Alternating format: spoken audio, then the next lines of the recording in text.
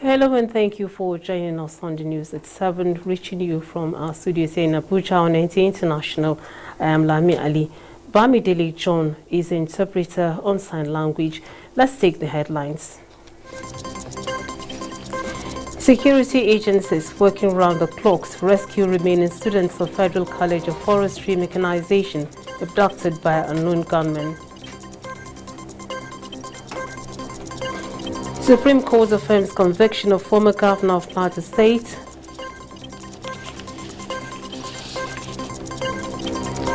Nigerians taxed on working with government to ensure adequate human security.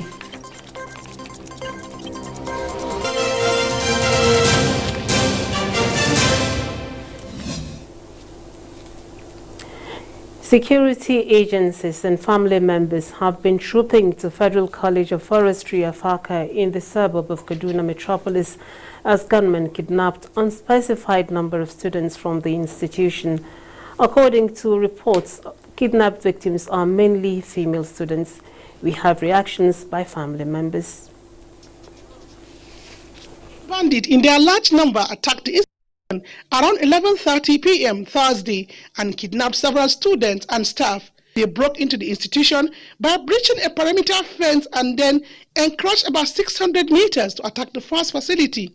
Right inside there, we were able to go to see where the bandits, tried to defense. They break the fence, they penetrate into, and they took some of the students that are there in the hostels, and some of the female students. They took them away. And they said some are one Divabi garrison. So I checked my daughter there. She's not among them. So I don't know where she is for now. And that's my anger. That's my pain. I will pray that they will find where those children are and they will bring these children back safe. According to findings, the Minister of Internal Security and Home Affairs, on receiving a distress call, alerted the 1 Division Nigerian Army and the Air Training Command of the Nigerian Air Force. Military and other security agencies are working around the clock. Some of the students that were rescued sustained injuries, just bruises within the school environment. They are presently receiving medical attention at a military facility. Troops of the Nigerian Army immediately moved to the school and engaged the bandits accordingly. Out of the 180 successfully rescued, 42 are females, 8 staff, and 130 male students, as 30 students across gender are yet to be accounted for. Meanwhile, reactions have been pouring from family members and the affected students.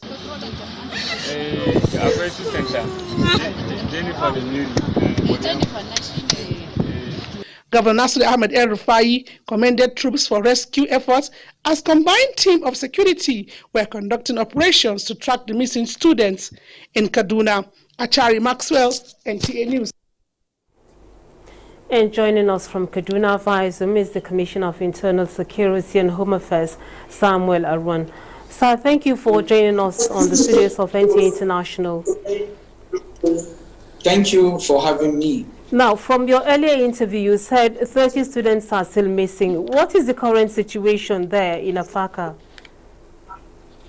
As we speak, we've gotten a new development.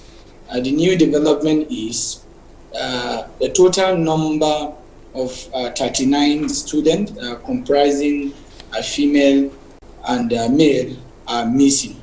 Earlier on, we said 30, but from checking, we have confirmed that a total number of 39 students are missing, comprising both male and female, like I said. And I'm also happy to inform you that troops, alongside with other security agencies, are presently working around the clock, like I said, and by the special grace of God, we will have a breakthrough in the ongoing operation. Now, it's been confirmed that 39 are missing and troops are on the trail of the abductors. Has there been any form of contact established by the gunmen or by parents? Well, I am not in position to talk about that. But what is also important is we are focused on rescuing the 39 students who are still missing or believed to have been kidnapped. But like we said, the prompt response by troops of the Nigerian army and other agencies saved the day, because they were able to rescue a total number of 180 students and also staff, 42 female students, 8 staff, and 130 male students of the college, that is Federal College of Forestry Mechanization. So you imagine if there was no prompt security response, definitely we will have been talking of a higher number. But we don't want to undermine the ongoing operation. Security agencies are working around the clock. Government is also supporting them alongside with our vast human intelligence network. By the special grace of God, we will have a breakthrough.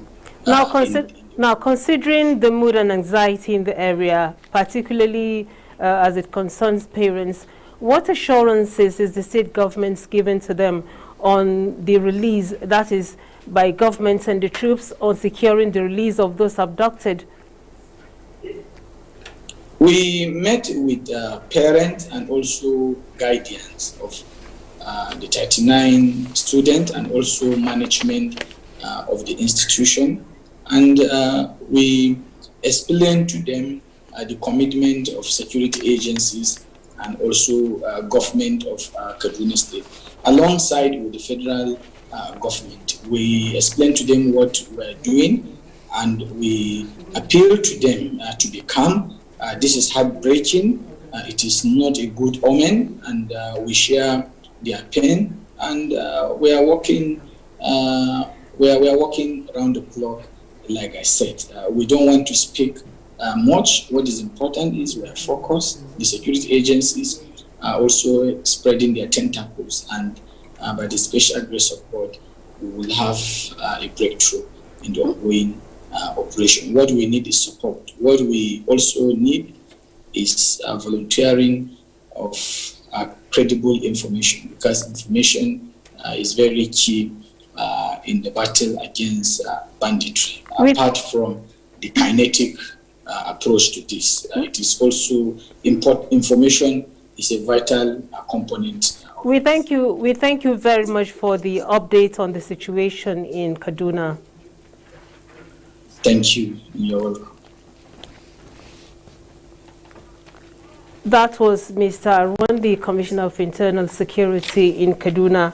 Moving on, in the meantime, the Director General of the FRIN, Professor Adishola Adepoju, says more efforts are being intensified to ensure the safe return of the abductees. He said this during an interview with NTA News in Kaduna. We're about 14 male students are still missing, and 23 girls are still missing from the compound. Okay, but this other part of the one... Okay, apart from those that we've not been able to account for, the military came and helped us evacuate the students that left on the campus to the NTA for safety, to prevent further security breach.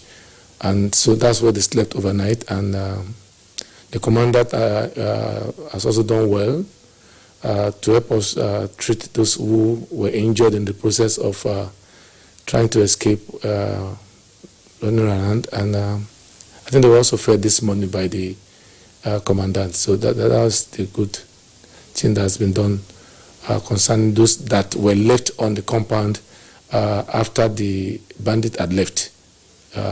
About 12:30 there, about a.m. this morning. And still on security matters, the newly appointed service chiefs have visited 82 Division of the Nigerian Army, Enugu, in continuation of their official visits to military formations across the country. Mina Kobasi reports that the team was led by the Chief of Defense Staff, General Lucky Irabo. Arriving the 82 Division Nigerian Army, Enugu State, in company of Chief of Army Staff, General Ibrahim Atahiru, Chief of Naval Staff, Vice Admiral A.Z. Gambo, and Chief of Air Staff, Air Vice Marshal I.O. Amao. The Chief of Defense Staff, General Leo Irabo's first assignment was inspection of the quarter guard. May I have your permission to dismiss the guard into the guard room, sir?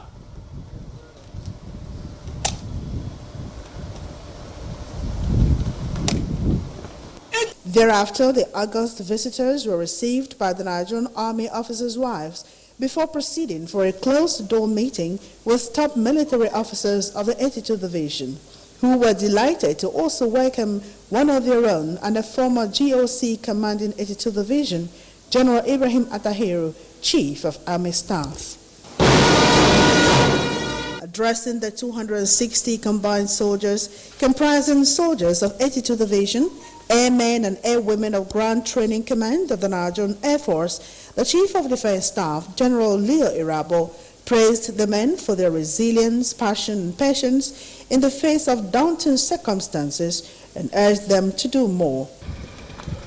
But I also believe that as we leave, the General Staff Commanding as well as the Air Officer Commanding and the various brigade commanders will be speaking with you to let you know the details of what you have told them so that you take flight with those instructions. A team of the highest ranking military officers moved to the Government House, Enugu, on a courtesy visit and security summit, were received by the Deputy Governor, Cecilia Ezilo. In Enugu, Mina Adobu-Kobasi, NTA News. Nigerians have been tasked to think of embracing global best practices in all endeavors to surmount the challenges of poverty and insecurity. The Vice President, Professor Yemi Oshibajo, stated this as the pre-convocation lecture of Sokoto State University. He said it is time for Nigeria to begin to think deeply about the alternative sources of energy, calling on institutions to pay attention to the dynamics in the oil and gas sector. In the area of security, the Vice President said emphasis globally now is on human security, which is about providing adequate security for the huge population of Nigeria, which government is faced with daily. To account the fact that there are minorities within our communities and that they also must have a say in the establishment of those security outfits. They reaffirmed the statutory jurisdiction of state governments over forest reserves, and they agreed that in collaboration with the federal government, they will undertake initiatives to eradicate forest-based crime. On the part of the federal government, we're committing to training and deploying more forest rangers to all of the various forests. Minister of State for Petroleum Resources, Temitope Silva, has denied any purported increase in the pump price of petrol. Addressing the press conference on the sideline of a groundbreaking ceremony of a gas cylinder manufacturing facility in Lagos, the minister said neither the president, as the substantive minister of Petroleum Resources, nor himself approved any increase in the pump price of petrol.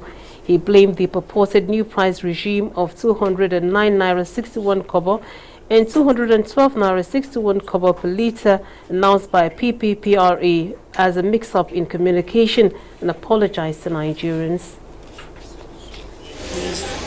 By 1 naira.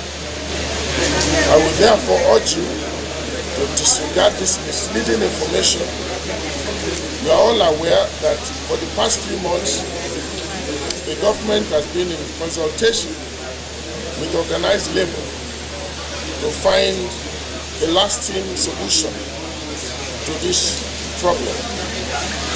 The price of crude oil, which is in turn has inevitably, the price of crude oil has gone up, which might inevitably lead to price increase at the pump. But this cannot happen before the negotiations with Labour and all stakeholders has been concluded. While stating that the federal government is not going back on full deregulation of the downstream oil sector, the minister said any change in pump price would only be decided after due consultation with all stakeholders. He therefore called on marketers to maintain status quo and refrain from hoarding or creating artificial scarcity of the products. In the recurrent speculations on increased petrol pump price is becoming one too many, with motorists at the receiving end, despite assurances from the Nigerian National Petroleum Corporation (NNPC) that the corporation was not contemplating any rise in the ex-depot price of petrol in March. Lydia Sampson has the situation report on the queues that resurfaced in Abuja Friday morning.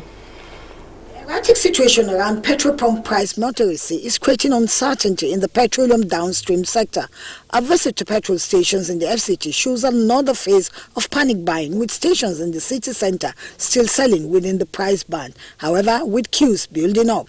No, we are not increasing for now. We are selling 165 per litre now. Right now, you can see the price is 165 naira per litre. And in most places that I've heard as well, it's still maintaining the same reduced price, not the new price.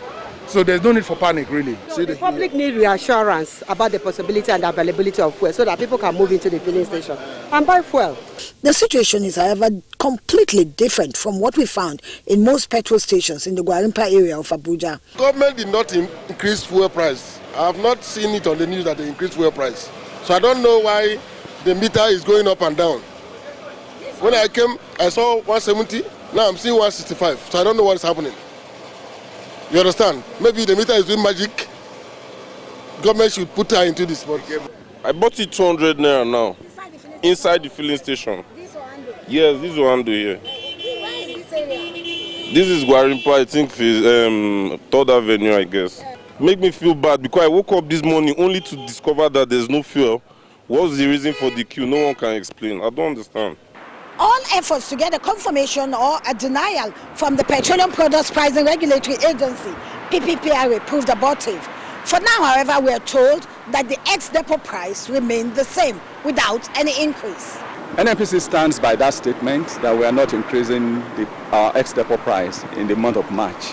And that is still the position of things. It has not changed. At the time of filing in this report, NTA News gathered that the PPPRA has since deleted the template announcing the alleged increase in pump price from his website. We also ran into a theme from the Department of Petroleum Resources (DPR) inspecting stations to ensure compliance with the actual running price band of 161 naira to 166 naira per litre. In Abuja, Lydia Sampson, NTA News. Well, the Petroleum Products Pricing Regulatory Agency, PPPRA, has described as false and misleading that the information that alleged increase in the pump price of petrol was authorized by it.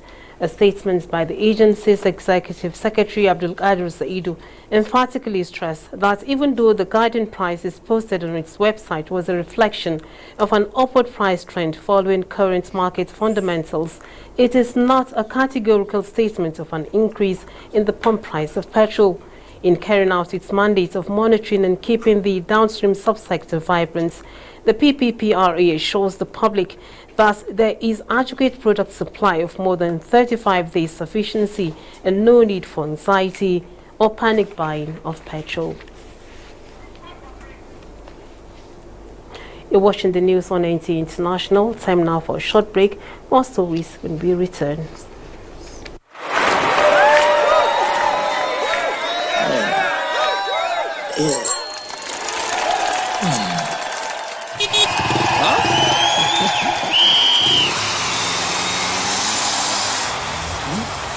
Latest entrant, latest technology. Welcome to Intel 4G LTE Advanced and experience super fast internet access today. Visit intel.com.ng or any of our stores in Lagos, Abuja, and Port Harcourt to get started. Intel. Live more. The Supreme Court has affirmed the conviction of former Governor of Plateau State, Joshua Dare, upon which he was jailed for 14 years. The Apex Court, however, quashed the criminal misappropriation of public funds, which earned him a jail term of 2 years. Judiciary correspondent Vera Chimuba reports. The Court of Appeal had in 2018 convicted and sentenced the former Governor of Plateau State, Joshua Dare, for 10 years for diverting 1.162 billion naira. He was charged for criminal breach of trust and misappropriation of public funds. Not satisfied with the decision of the lower court, he brought this appeal, praying the Apex Court to upturn his conviction.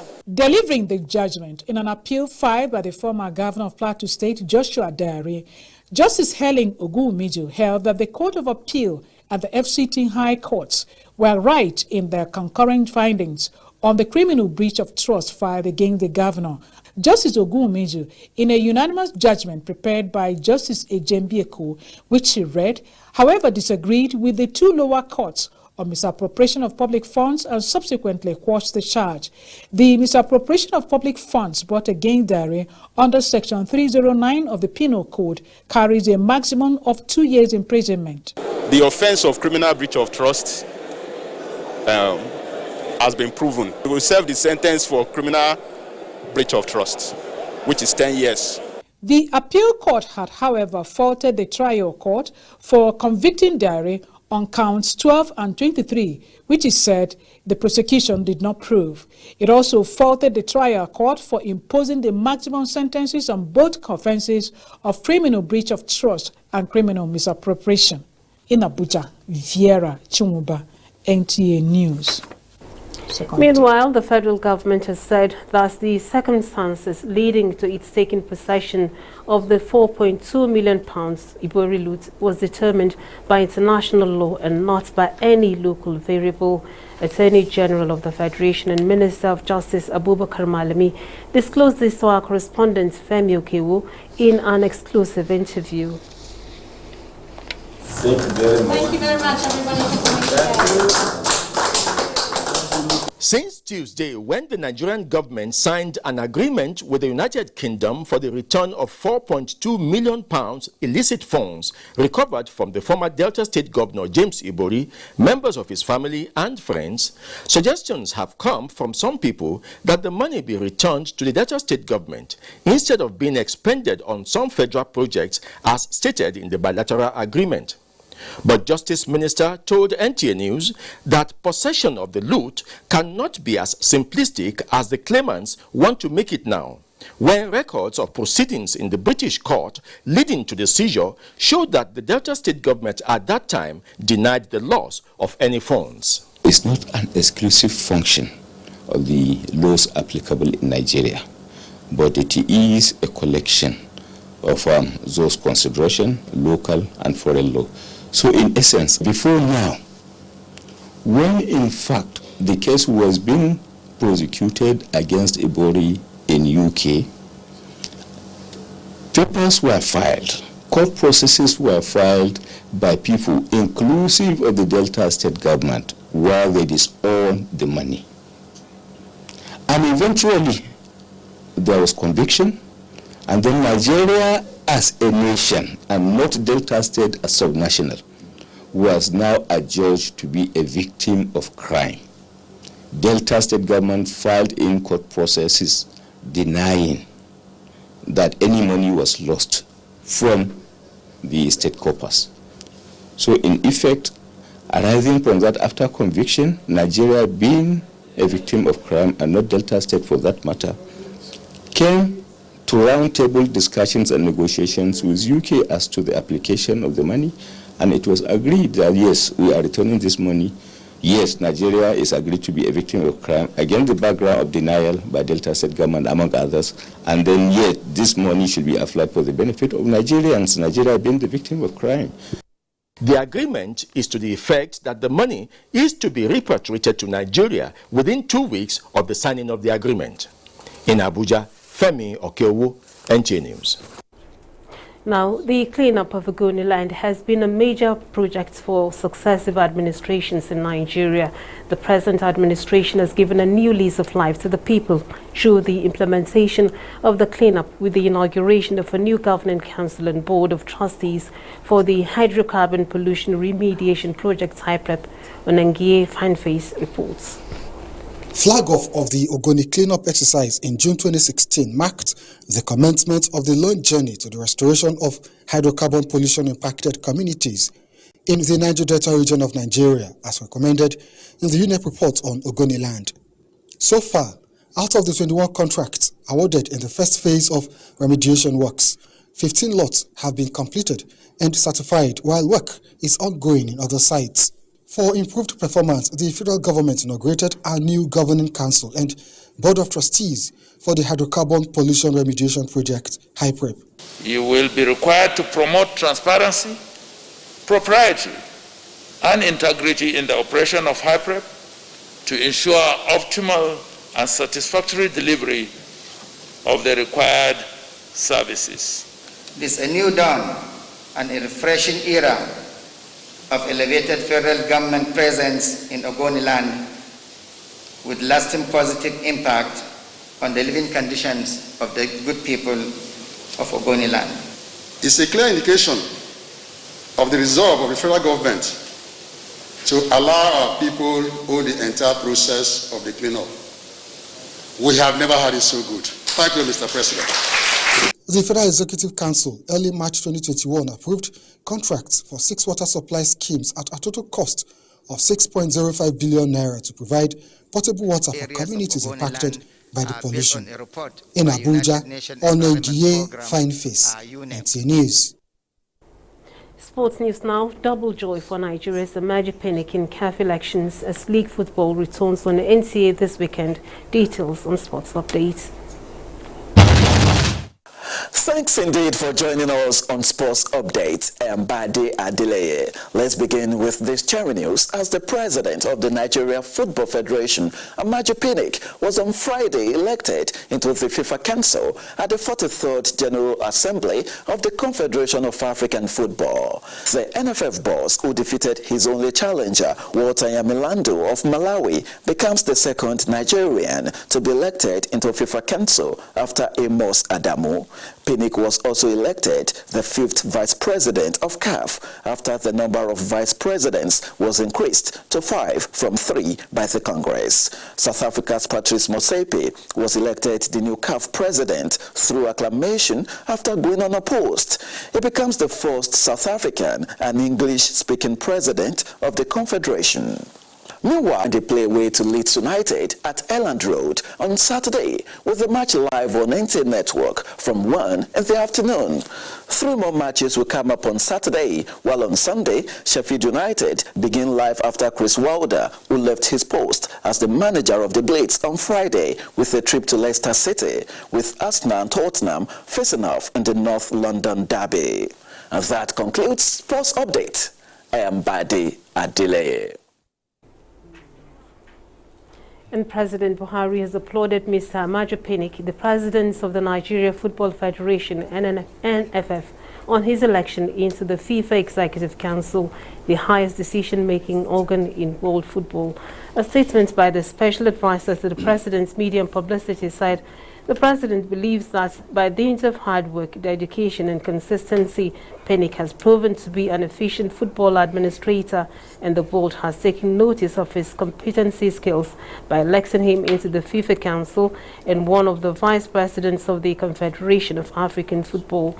The president notes that this feat of enhanced visibility and prestige for Nigeria in the international community is coming on the heels of recent elections of other well-qualified and endowed Nigerians into strategic leadership positions in international organizations. The president urged Pinnick to see his new assignment as an opportunity to enhance Nigeria's reputation and identity as a football-loving nation and optimally utilize the role of sports through football as a driving force to engender development, peace and stability in the regional and international levels.